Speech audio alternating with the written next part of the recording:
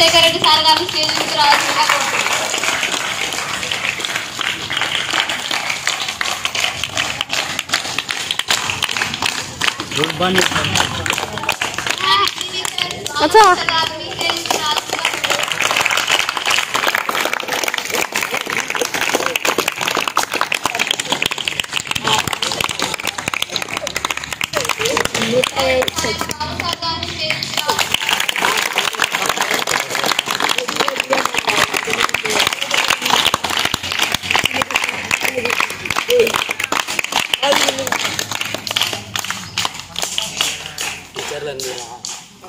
చాలే వద్దులే నీకు కంట్రోల్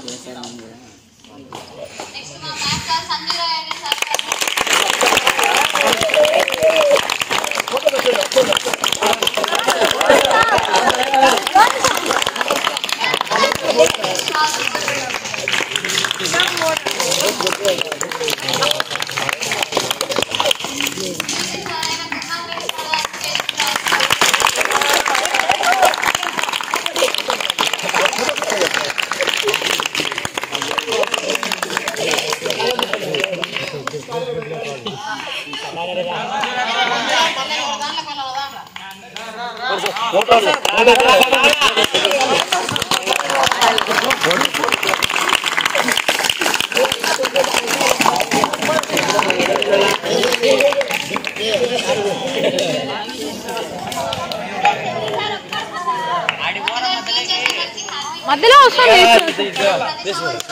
వద్దులే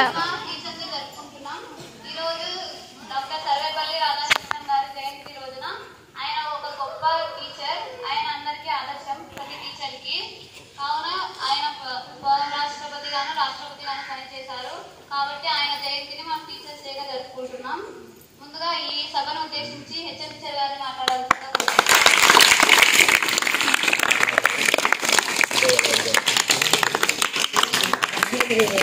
ఏంది తిరుగుతానా వేసిను సరే ఎందుకు అవసరం అనవసరం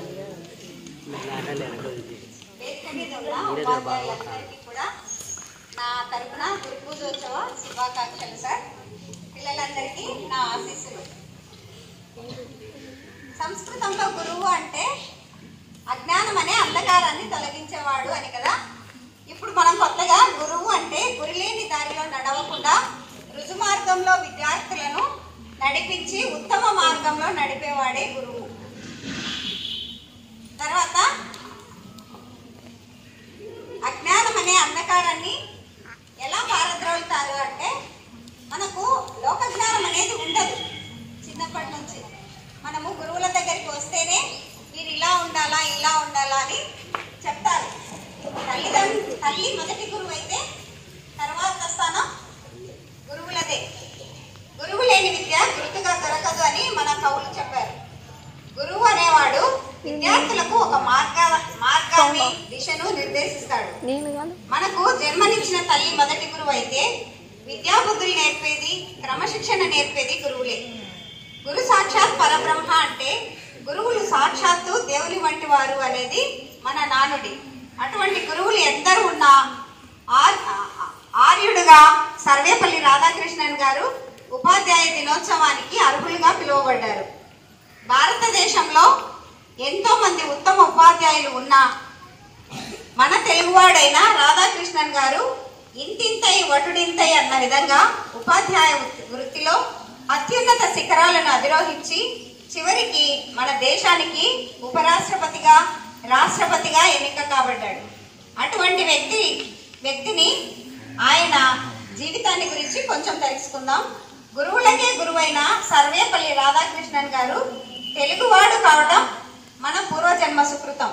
అప్పటి తెలుగు ప్రాంతమైన తిరుత్తని జిల్లాలో 1888 సెప్టెంబర్ 5వ తేదీన వీరాస్వామి సీతమ్మల ముద్దుబిడ్డగా జన్మించి ప్రాథమిక విద్య తిరుత్తనిలో, ఉన్నత విద్య తిరుపతి నెల్లూరులో సాగించి 16వ ఏట కామేశ్వరి అనే ఆమెను వివాహం చేసుకున్నారు. ఆయన 21వ ఏట ఉపాధ్యాయ వృత్తిలో అడుగుపెట్టి ఉపాధ్యాయ వృత్తికే వన్నె తెచ్చిన తెలివి తెగువ కలవాడు. మైసూరు విశ్వవిద్యాలయంలో ప్రొఫెసర్గా చేరి కలకత్తా విశ్వవిద్యాలయంలో వారిచే ఆచార్యుడిగా చేయుటకు ఆహ్వానించబడ్డారు. 1931వ సంవత్సరంలో ఆంధ్ర విశ్వవిద్యాలయ వైస్ ఛాన్సలర్గా పనిచేసి 1936లో ఆక్స్ఫర్డ్ విద్యాలయానికి గౌరవ అధ్యాపకుడిగా ఆహ్వానించబడి మన రాష్ట్ర దేశ గౌరవాన్ని ఎంతో ఎత్తుకు ఇనుమడింపజేశాడు. 1946లో భారత రాజ్యాంగ పరిషత్ సభ్యుడిగా చేరి ఆ సభకు తన సలహాలను అందజేసి 1947వ సంవత్సరంలో స్వాతంత్ర సమరంలో తన వాక్శక్తి ద్వారా ప్రజల్లో ఉత్తేజాన్ని కలిగించి మహా వక్తగా మిగిలాడు. స్వాతంత్రం అనంతరం 1952-62 వరకు నెహ్రూ గారి సలహా మేరకు ఉపరాష్ట్ర పదవిని అలంకరించి 1962వ సంవత్సరంలో బాబు రాజేంద్ర ప్రసాద్ గారి తర్వాత రాష్ట్రపతిగా మన దేశానికి ఎన్నికై మకుటం లేని మహారాజు అయ్యాడు. 1969వ సంవత్సరం భరతమాత ముద్దుబిడ్డగా భారతదేశం ఇచ్చిన భారతరత్న పురస్కారాన్ని తన ఆభరణంగా తీసుకున్నాడు. 1967వ సంవత్సరంలో పదవీ విరమణ చేసి స్వశక్తి అసాధారణ ప్రజ్ఞా పాఠవాలతో ఉన్నత శిఖరాలకు తన కీర్తిని చాటి చెప్పాడు. 1975వ ఏట తను తిరిగి రాని లోకాలకు వెళ్లి ఆ మహా మనిషి మన తెలుగు తేజం భారతావని సిగలో కలికితురాయిగా మిగిలి సర్వేజన సుఖినోభవంతు అని ఆశీర్వదించి వెళ్ళిన మన సర్వేపల్లి రాధాకృష్ణన్ గారికి ఇవే మనమిచ్చే నివాళులు.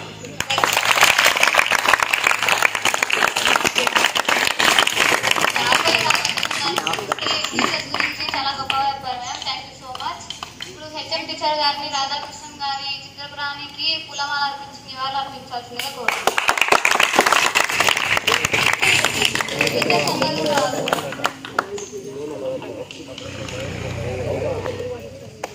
కొంచెం ముందుగా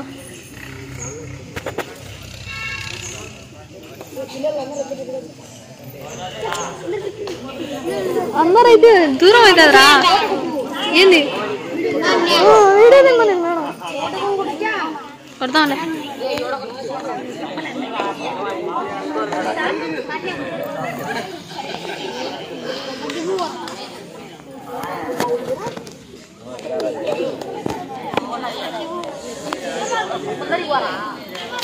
నీళ్ళు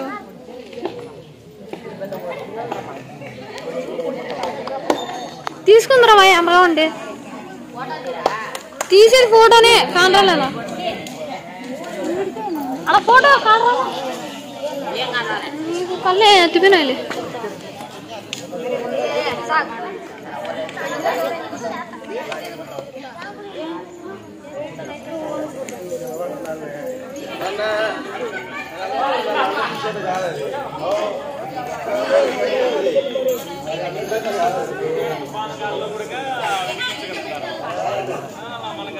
అబ్బా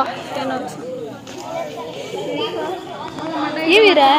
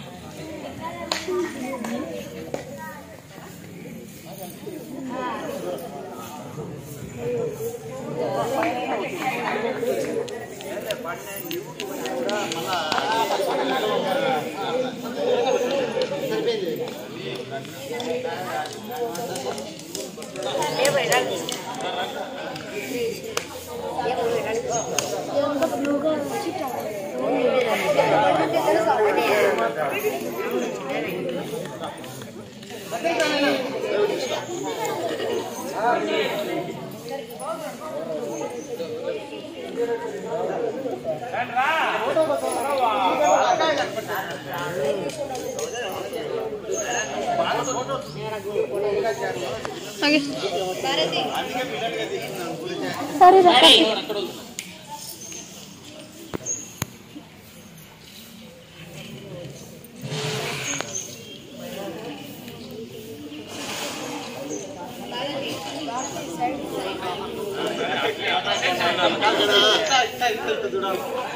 ఆప్షన్ అంటే మన 10వ తరగతి బాయ్స్ అందరూ కూడా హెడ్ మాస్టర్ మేడం గారిని ఉపాధ్యాయ దినోత్సవాన్ని పురస్కరించుకొని దుశ్శాలువాతో సత్కరిస్తున్నారు. 10వ తరగతి విద్యార్థులందరికీ కూడా మన పూర్వక ఆశీస్సులు. ఈ సత్కారము మిగతా వాళ్ళకందరికీ మార్గనిర్దేశనం అవుతుంది. Thank you very much to 10th class boys all. 10th class boys అందరికీ కూడా ఓకేనా, అందరికీ thank you very much. Next 10th class girls మన పాఠశాల ప్రధానోపాధ్యాయురాలు హెచ్ఎం మేడం గారిని ఓకేనా ఫలము.